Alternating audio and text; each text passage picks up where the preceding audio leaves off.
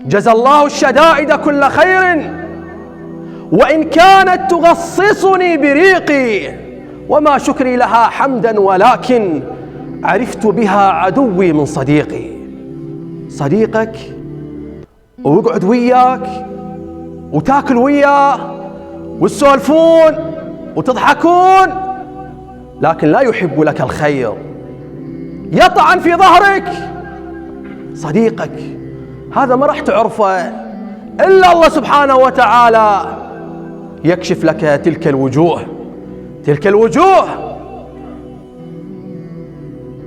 كلامه جميل، أخلاقه طيبة، لكن منافق يظهر لك المحبة ويبطن لك العداوة. مكائد ويوقعك فيها. كيف ستستطيع أن تعرفه لولا الشدائد؟ ما عرفت عدوك من صديقك.